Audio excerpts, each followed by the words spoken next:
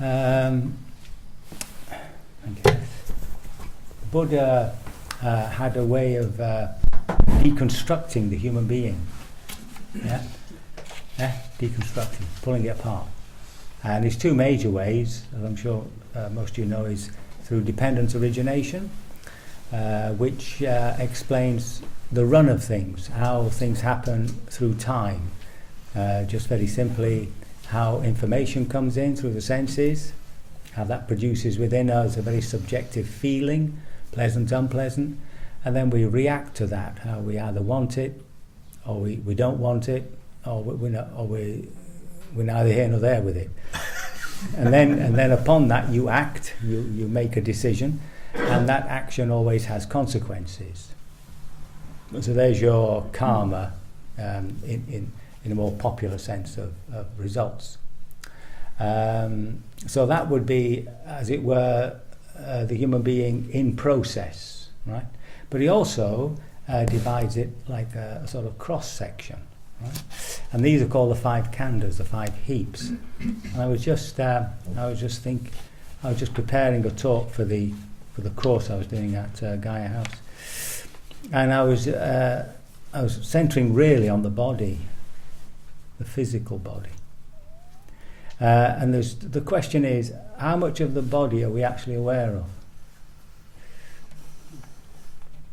I mean, do you know what your liver's doing at the moment? Have you ever felt oxygen replacing carbon dioxide? But I get some lovely facts. Google's wonderful. It doesn't know anything, but it knows where to find stuff. The cornea on the front of the eye, the actual surface of the cornea changes once every how many days? Put it in your own mind. Just give a figure. 7 to 10 days you're looking through a different cornea. What about this one? How many blood corpuscles, red blood corpuscles, hold on, 2.4 million new red corpuscles are being produced per second. Exactly. I'm in a state of shock even when I read these now. And the cells develop in the bone marrow and circulate for, how long do they live for? 2 to 3 months. Before their components are recycled, very ecological, by the white corpuscles. And the whole circulation takes 1 minute. Good stuff, innit?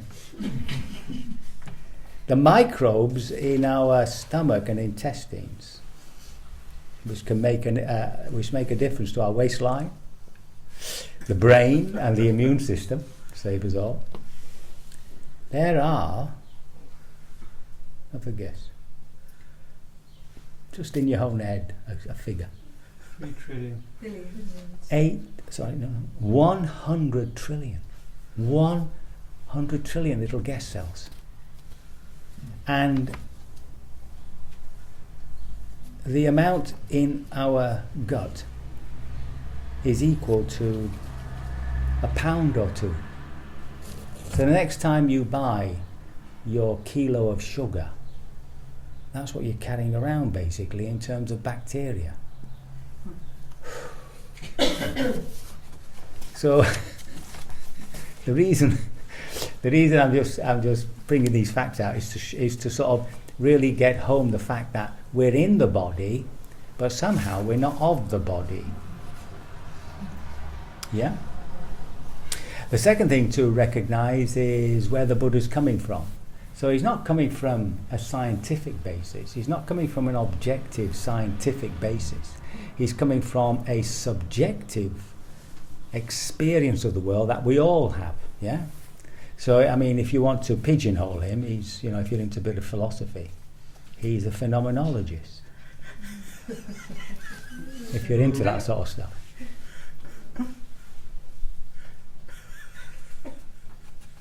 Yeah? And within that experience that we have, which is our little universe, all this is being manufactured within this brain-mind complex, heart-brain-mind complex. Yeah? And this is our universe. The bubble of this consciousness is our universe. And we each have our own little universe. And we're always at the centre of it. You're always the centre of your little universe. See? And the only thing he's interested in is how we create suffering and how we bring it to an end. So his whole teaching really centres around that psychology. And of course they call it an ethical psychology, but it also has its therapeutic side. Yeah? So when you think to yourself, well, what do I actually experience with the body? You go into a feeling, right? So when you're sitting there and you've got pain in the knee, so the first thing you do is you're drawn to it, and you feel it, you feel the pain. And if you're using a noting word just to keep your attention steady, like pain, you're looking at it through a concept. Even if you're not using a noting word, you're still looking at stuff through concepts. Yeah? And then try, as it were, to feel the pain just as a sense, as a feeling, and then you go into it. And when you go into pain, your noting word will change. There may be pressure, there may be heat. So that's a different level of perception. You're right there where the body and mind touch, right? The sense base, right there, where the initial information's coming in, and it's being sensed, and then it's brought in and turned into something that's recognizable. And the first thing we do with any sensation that comes through the body is to determine whether it's pleasant or unpleasant. Right? And from that point on, we have our reaction. Whenever something's pleasant, you tend to be drawn to it, to want to develop it. When it's unpleasant, you definitely want to get rid of it. And that's how we constantly are playing games with the world. Okay? Now he calls those those basic things, which are, I think, are fairly universal in the ancient world, the four elements. So when you look in there, you can see pressure. That's the earth element. You can see some sort of temperature, warmth and stuff. That's the fire element. You can see perhaps some fluidity, elasticity, cohesion, something like that. Especially in the breath, you might feel an elasticity. That's the water element. And then, of course, movement. So movement's your air, sometimes they call it wind element. So he wants us to get down to that level, to begin to sort of deconstruct our experience, to pull it apart. What would be the reason for that? The reason is first of all, to see that this idea of being an entity, being a whole, entire unto itself, a sort of one thing, is an illusion. We're made up of all these various sensations that are bombarding us all the time. Yeah? And then to see how we get it wrong, right? So that's the next step, the reactivity. Okay? So he's got the four elements, and then he wants us to explore how we create suffering for ourselves. And the discourse on that, I'm sure many of you know, is the Satipanya discourse. So he starts off with breathing, which is a neutral feeling. And the reason for breathing is because it's neutral. If you want to develop concentration, a sort of steadiness of attention, it's always best on a neutral sensation. Concentration that's best on something loud, like a pain, is actually quite weak. It feels very strong because the pain draws you in. But when, of course, the stimulus goes, that strong stimulus goes, the mind's off again. But when you develop concentration on something neutral, like the breath, it becomes a quality within the mind itself and tends to stay with you. Okay?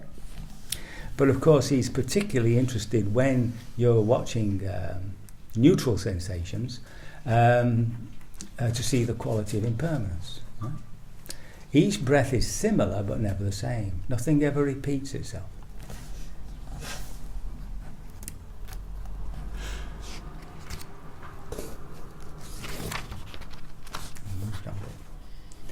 Then he talks about the body, the postures of the body, right? The 4 basic postures: sitting, walking, and lying down. He also brings us to this daily awareness of activities, right? I mean, he puts it in, it's basically put into sort of language of, and he acts in full awareness, flexing and extending his limbs, wearing his robes, carrying his outer robe and bowl. It's always centered on the monk, consuming food and tasting, defecating and urinating. Fancy that? So he's supposed to be aware of everything, right? Everything we're doing, we're supposed to be aware of. We should, if it's an action, it should be done deliberately, right? And that's what he's pointing us to. Because when you do something just out of habit, there's usually something else involved. For instance, brushing your teeth at night or in the morning, there's that sense of rush about it. Get it over with and get onto something really important. And so you miss out the opportunity to establish just that moment-to-moment awareness of what you're doing, which is our practice. Yeah? And then he's very much concerned with our relationship to the body. Sense of disgust with certain parts and things that it produces. He has a wonderful list. Feces, bile, phlegm, pus, blood, sweat, fat, tears, grease, spittle, snot, and urine. I mean, he's not queasy, is he? And what he's trying to do is make us explore the sense of disgust we have towards the body. Now, disgust as a taste is natural. If you put something in your mouth which is off, then you should be able to spit it out. But the disgust that we have towards the body has to do something with what we consider to be pleasant and unpleasant, right? So that sense of disgust, you have to ask yourself, well, is it necessary? So by bringing these things to mind, and especially when we are defecating and urinating, to be quite aware of what we're doing and to see that reaction and just recognize actually we are animals. And what's the problem? See? Because human beings always elevate ourselves to something slightly above the animal realm. Well, in a sense we are, but physically speaking, we're the same as cows, sheep, dogs, horses. So he's also very much into awareness, the foulness of the body. Then we just talked about the elements. But then the other big thing, of course, is contemplation of death. So in those days, they would lay the body out in the charnel grounds, and the animals and whoever would come and eat them, you see. Mm-hmm. And you could watch a body corrupt. You could sit there, see, and slowly go through its whole decomposition. He's got all sorts of nice explanations. He's obviously done it. So he's see all kinds of worms, you see. Oh my goodness, and skeleton with flesh and blood, and it goes on and on and on. So it's a case of actually recognizing the process of that decomposition, and you're supposed to sit there and say, as this body is, so is mine, you see. So you're making that connection, you see. And the commentary is very helpful. It says not to sit windward. Okay? And you can, of course, it's difficult for us to do that these days unless it's some animal that we can see has died. But the contemplation of death, he says, is the most powerful of all contemplations. And if you haven't done it, you might think, well, I'll just get gloomy. I'll just be depressed. I'll just depress myself. But the fact is that as you contact your fear of death, letting go of it, accepting its reality that we're all going to die and all that, and just getting in touch with the fear of it and the dislike of it and all that.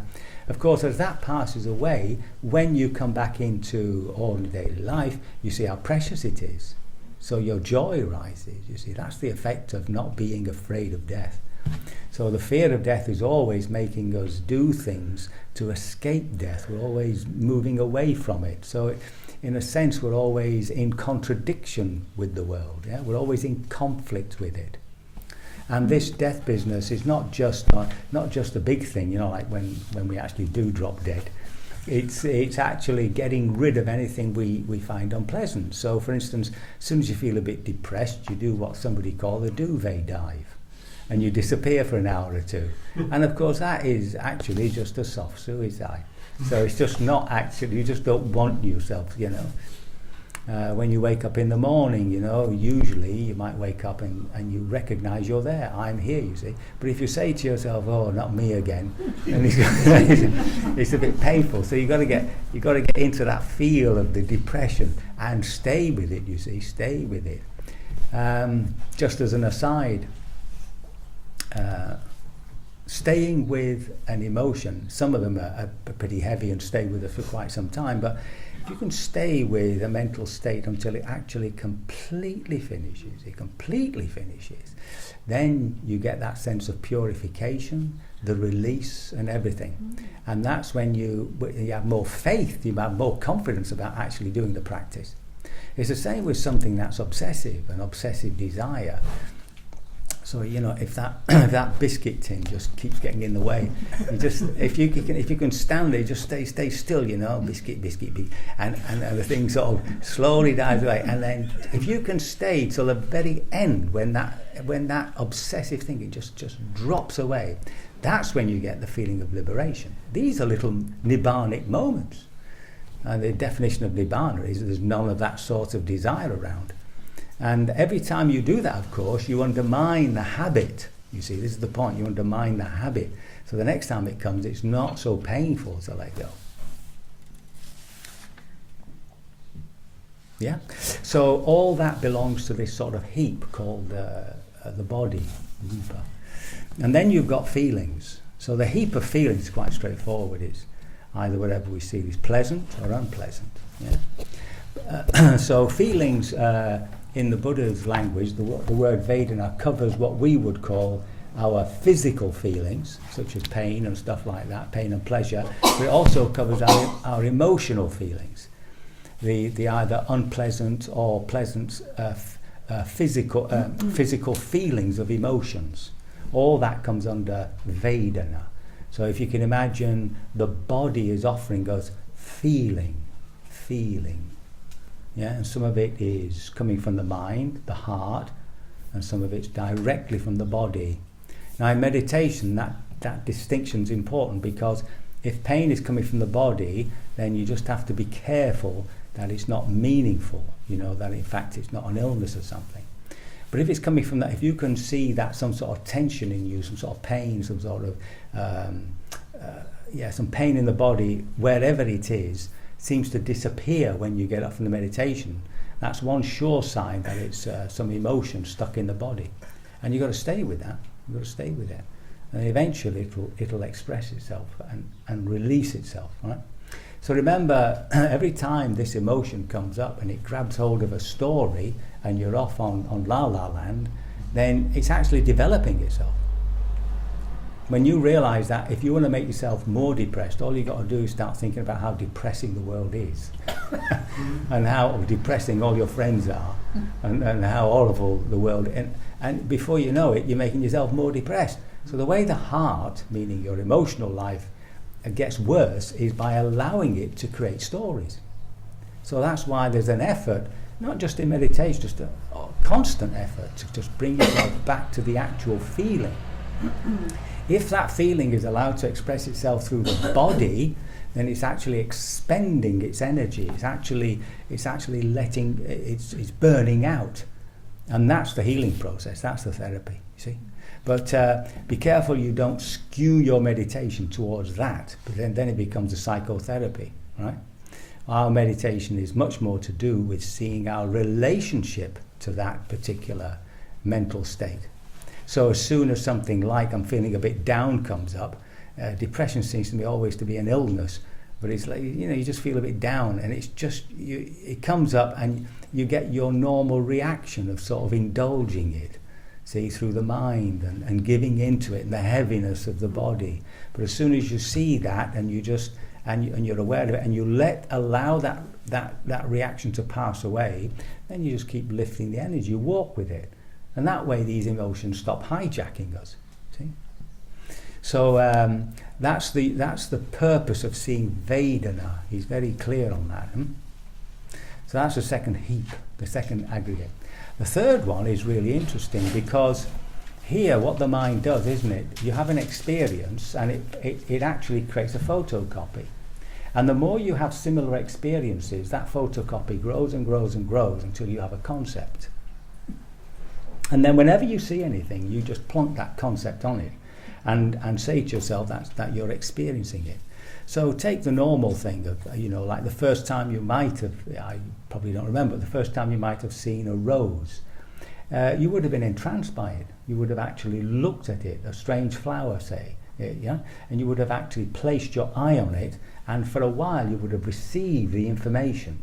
And then as soon as the word rose is put on it, every time you see a rose, it sort of feeds back onto that idea of a rose, the image of a rose, and then you have the concept rose.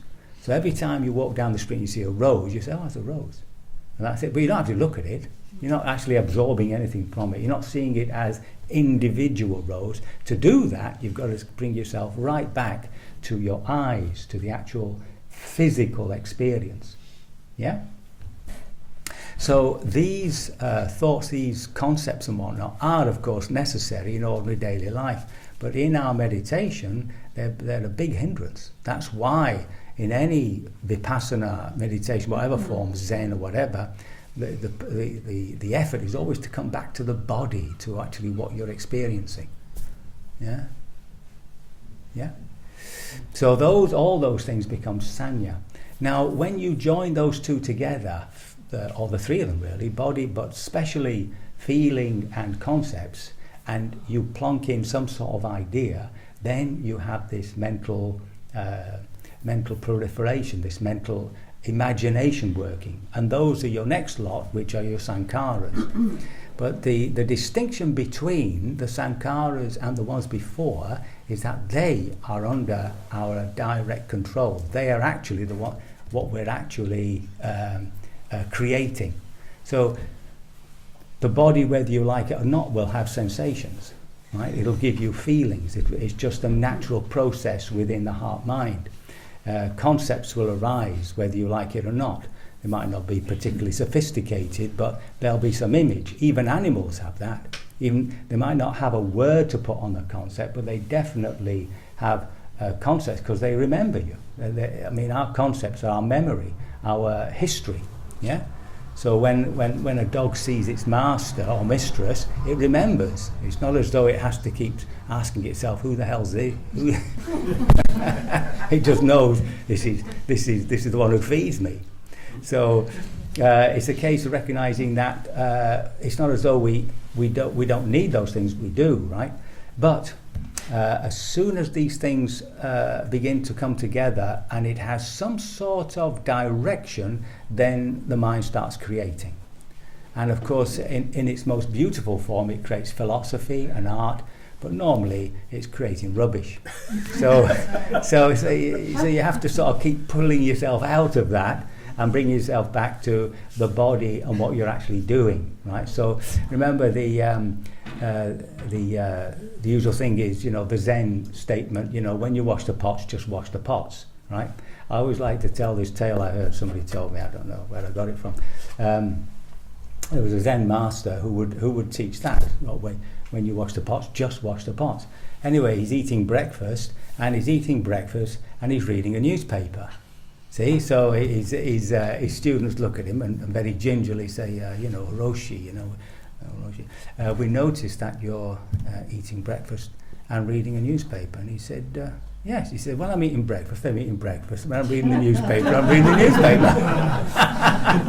So it's not as though it's right, okay. So it's just putting your attention where you're supposed to be putting it.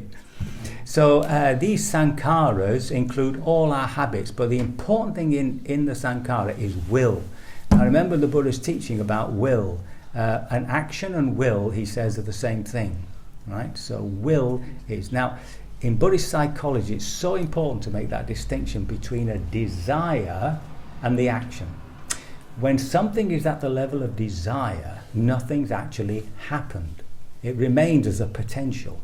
So if you're sat there, and we'll go back to this, the proverbial biscuit. You see, the idea comes up, biscuit, you see, figs, fig biscuit. See, and it's laced with this desire, right? It's drawing you, see. Now at that point, nothing's actually happened. It just remains the potential.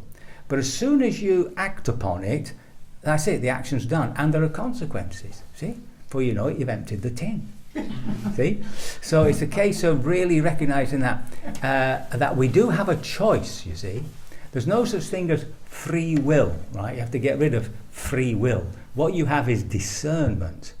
And if you can see that an action is going to cause you suffering, you do have that moment there, just that moment of pulling back and letting go, you see, and waiting for that desire to pass. And when it's a good desire, you know, when it's driven by love, compassion, joy, all the virtues, then you empower it. And just in that way, you draw down all the negative stuff within us, all the negative conditionings, and you build up all the positive, right? So that you end up eventually, hopefully, with this inner environment which is beautiful. I mean, that's the Buddha heart, no? That's not to be confused with the process of awakening, because that's a slightly different process. Okay, but in terms of our psychology, in terms of our psychotherapy, for want of a better word, that's how it works. You just, every time you see a desire come, you have to be right there with it. So the mindfulness has to be awake, you see. As soon as you see a desire come, the question comes, is this wholesome or unwholesome? Is it good for me? Is it good for the other? Is it good for me and the other? If it's not, you have to stay there still, wait for it to pass, see. And that way you decondition. All it is just conditioning. You just decondition that habit. And then when something good comes up, you put your energy into it, and that particular mental state grows. Okay, so it sounds easy, doesn't it? Yeah. I've been a go at this for years, you know. So that's the sanya. Right now we come to this the final bit, which is vijnana, which is consciousness. Now it would seem that the Buddha uses these words all over the place. There's no. There doesn't seem to be any regularity. So the definition of consciousness, you can determine it for yourself, really. There doesn't seem to be any agreement on it. It depends on what makes sense to you through your experience. So sometimes it has some sort of quality of discernment, see. Now, all I can give you is my understanding, which of course can be questioned. But as far as I'm concerned, the one definition that comes from the scriptures, which makes complete sense to me, is that consciousness is a screen. That's all. And that its job is to hold an image long enough for it to be known. Right? So whenever any information comes up, it has to be represented. Right? Now, why is there this confusion between consciousness and that discriminative or that understanding faculty? Well, that comes back to another quality within us which is not included in these 5 khandhas, and that's the quality of intuitive awareness. Now, the whole process of awakening is for this intuitive awareness to begin to realize it is not what it's experiencing. Right? So every time you pull back within yourself and you're observing something, it's an object. So whatever is an object can't be the subject. The perceiver can't be the perceived. Yeah? And the more you push yourself, the more you access that position within you of the observer, the feeler, the one who knows, the more you're aware that everything you're experiencing is an object of this very awareness. Yeah? Now, at some point, there might occur to you that within this, all this happening, the feelings, the sensations, the mental images and all that, there is this very clear sense of the observer, the feeler. Yeah? Now, you're aware of being the observer. Yeah? So you can't be that either, can you? And it's that final paradox of stepping out of the observer into pure observing which is the liberation. And what's being liberated is this very intuitive awareness from its confusion with this psychophysical organism. And the one myth that I find useful in this is Narcissus. Narcissus looked into the pool and he saw this beautiful young man, okay? And he was so entranced that he embraced this young man and fell into the water and drowned. Now, normally this is taken as some sort of pride, right? Some sort of self-love. But it works full well in this sense. Every moment of every day, we wake up into this moment. And this moment, we experience ourselves. And through that sense of a self, we enter into the make-believe world of the psychophysical organism. Water in mythology is always creation, and we drown in it. Our job is to get back up onto that bank. And the first step is to be looking at the created world, which is what we're creating, and to see that sense of self mirroring back to us.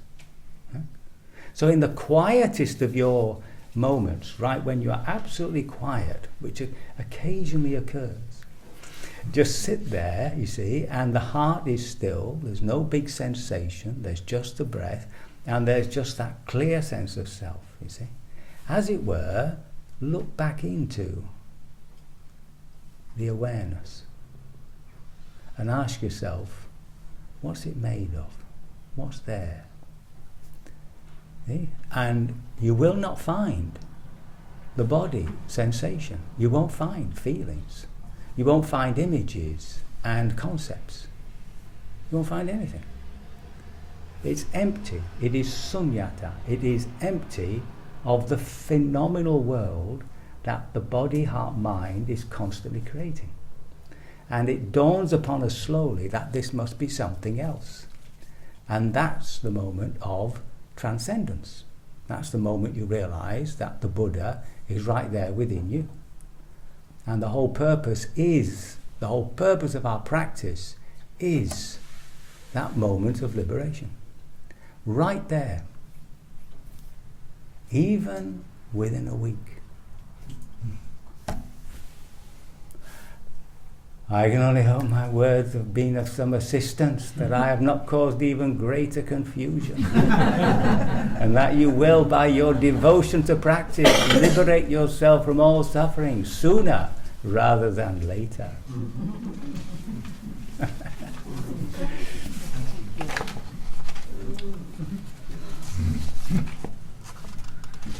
Questions? Yeah, why not?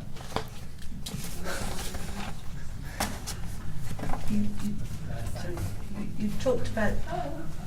Sorry. Quiet at the back. Sorry. You talked about death and fear of death, and I would say that I can think of things that are much more fearful than death, and I can control that in terms of I don't have a fear of death, and I think I've been in quite a few situations where I thought I was going to die.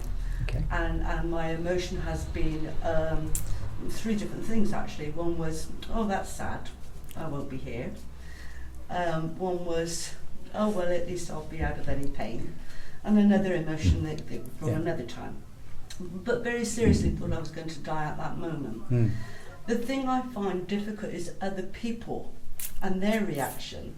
So the last time that I feared I was going to die, I thought to myself, oh well, that's okay, I won't wake up in the morning. And then a friend rang me and was talking, and she said, Lynn, I need to tell you, I think you've got this, and you need to be aware that if you don't go to a doctor, you're going to die. Now, I had no intention of going to a doctor, all right? If I'm going to die, I'm going to die. But how does one manage other people's reaction? Oh, that's their problem. Well, I know it's their problem. You don't worry about other people's. I actually don't want to listen to it. That's all right. Just say I don't want to listen to you. Which is actually what I did. But Yeah. No, you can't do anything about other people. It's a never-ending game, no? I mean, you can tell them straight, shut up. You know, I don't want to listen to you anymore. That's a load of rubbish. I mean, you can be kind with it, you know. You don't have to be as direct as me. You know, I'm from the north, you know. To hang about. But I mean, you really don't, I mean, that's one thing you do, isn't it? You don't try and change other people. You don't. No. So, yeah. Was there somebody at the back who wants to ask a question? No, I just fell off the chair falling asleep.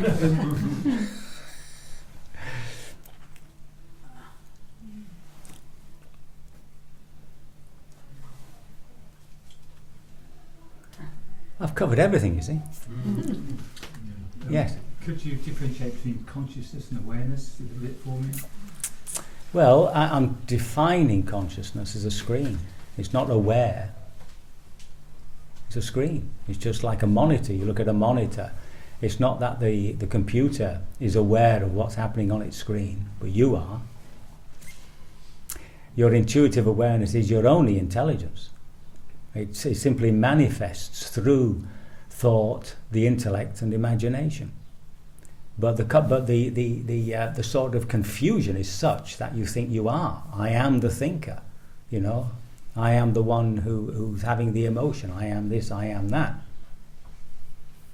So is consciousness the screen on which the other four khandhas present themselves? Yeah, that's as I understand it. That's as I, you know. And there's support for that from the scriptures, you know. Can you say that consciousness has a quality that when awareness becomes and makes contact with an object, consciousness arises? I think it's the other way. I think it's the other way around. I think the consciousness arises, and awareness is aware of it. I don't think awareness does anything. It's passive. A lot of people use consciousness and awareness as the same, though. That's the problem. Yeah, that's right. I'm definitely make a distinction between that. If you do that, then you end up really as a materialist. If you think that awareness is consciousness, and consciousness is created by the brain, etc., etc., you know, the sort of emergent property, then you're basically saying you are the body, and that's it. But that's not what comes across from me in the scriptures. The Buddha's definitely talking about something which is, I mean, take a look at the words he uses. He uses an ayatana. He says there is a dimension, a sphere, where there's no sun, there's no moon, there's none of these heaps. There's no coming, there's no going, there's no staying still, there's no time. He says just this is the end of suffering. And he's stuck for words. He talks about a consciousness, you see. So again, a consciousness which is without, uncoloured by the senses. A consciousness uncoloured by the senses. In all, without boundary. So that means there's no phenomena there. Right? It's phenomena, it's walls and stuff like that create boundaries. He says there's no boundary, and in all directions full of light. So he's always pointing at something which is transcendent. I don't know how you can miss that, frankly. You know, how you get around the subtlety. I mean, he's not being very subtle about it. He's got loads of adjectives which tend to draw it down to something that you think you can experience as an object: the beautiful, the magnificent, the pleasant, and so on and so forth. But that statement, I mean, it's a famous one, isn't it? There is an unborn, undying, uncreated, unconditioned. If there were not, there'd be no escape from the born, the dying, the created, and the conditioned. I mean, that's right there. That goes back, you know, it's pretty well authenticated as, you know, deep as part of the scriptures. So he's always pointing to something which is beyond. You see, he does warn us. It's pretty subtle. And the whole process of vipassana is the process whereby you can experience it, or Zen, or whatever. And all these insight meditation processes are all about objectifying what we're actually experiencing. So remember, as soon as something's an object in you, it can't be the subject.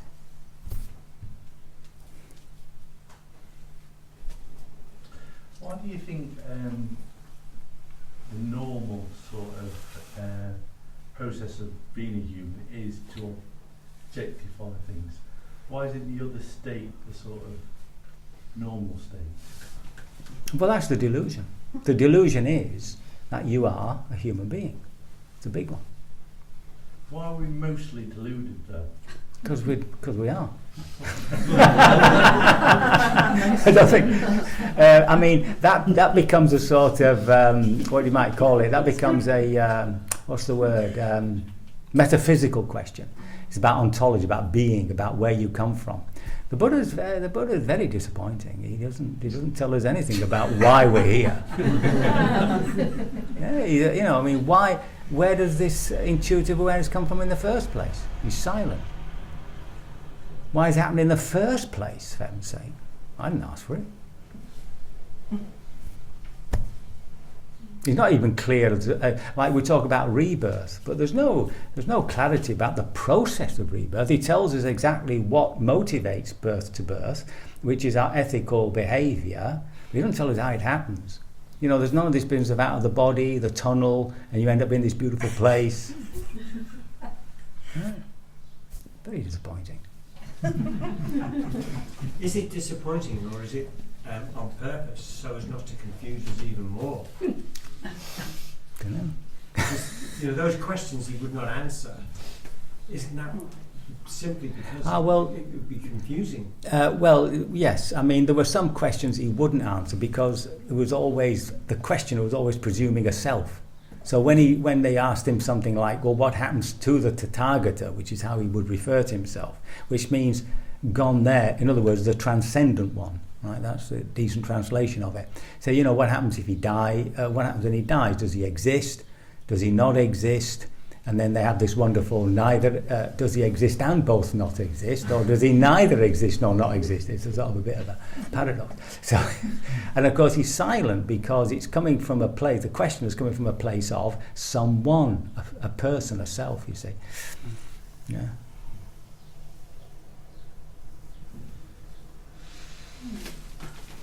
Yeah. But yeah, no, when it comes to metaphysics, no, it's very, very disappointing.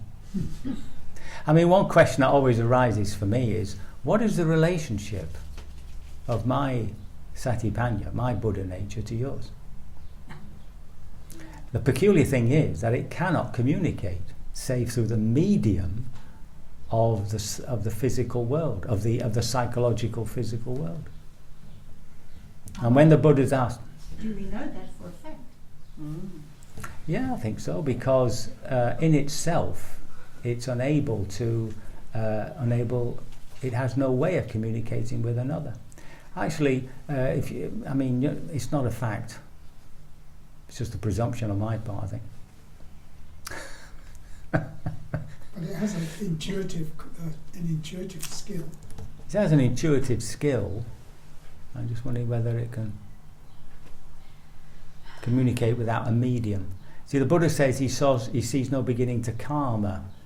So the physical, there's a suggestion there that the physical world, the phenomenal world, the world of the mind, is coexistent with this transcendent world. Are there any teachings about psychic awareness? Well, you can get the powers, different powers. I'll give you a lovely story about that. There was when I was I used to teach in the Isle of Man many years ago, and there was a Jungian psychotherapist, and he told me that he was very interested in Buddhism at one point, and he went to Burma. And when he got there, they sent him up to Mandalay, to the big university monasteries up there, with an interpreter.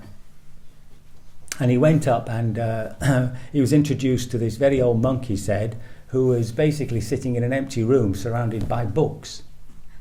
And he was just sat there. And before long, they went into a long discussion. I remember him saying it was about an hour and a half, 2 hours, talking about Buddhism. And it was only when he was leaving the monastery that he realised he hadn't been using the interpreter.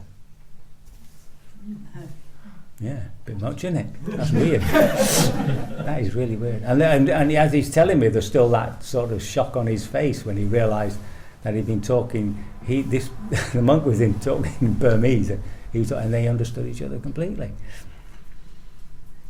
Yeah. So yes, clairvoyance and all that sort of stuff. That's all. Who's that little the Indian woman? There's a biography of her who had powers.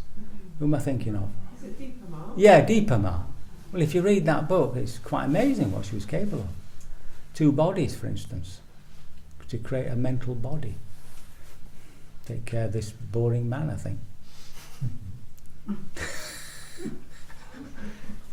So yeah. That comes with the practice of concentration. I don't know how you develop these things, but yeah.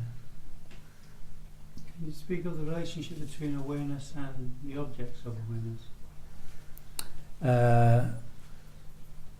Well, basically it's that. Awareness isn't what it's aware of. But are objects a manifestation of awareness? No. The object's a manifestation of this psychophysical organism. That's what it does. It creates mental objects for us. So, and so physical. is awareness independent of the objects? Well, that's what we've got to discover.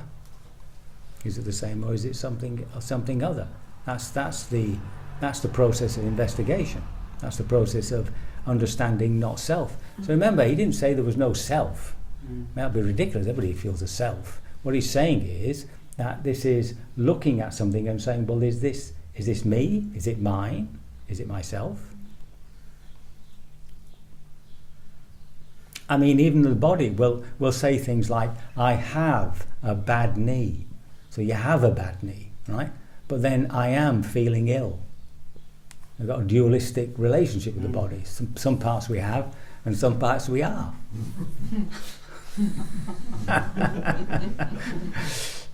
So you just catch your language and then your relationship to it, you see. And as soon as you have a relationship of mine or I, then suffering arises, because if you say your body is I'm my body and it falls ill, then you're ill, hence you're suffering. Yeah. You take on its limitations. Yeah.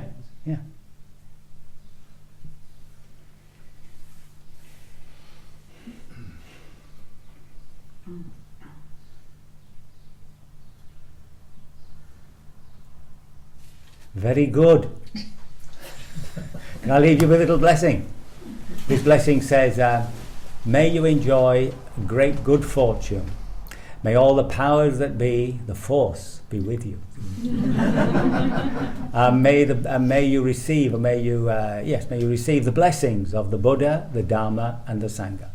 Bhavatu sabba mangalang rakantu sabba devata sabba buddhanu bhavena sabba dhammanu bhavena sabba sanganu bhavena sada soti bhavantu te. Thank you so much. Thank you. Yeah.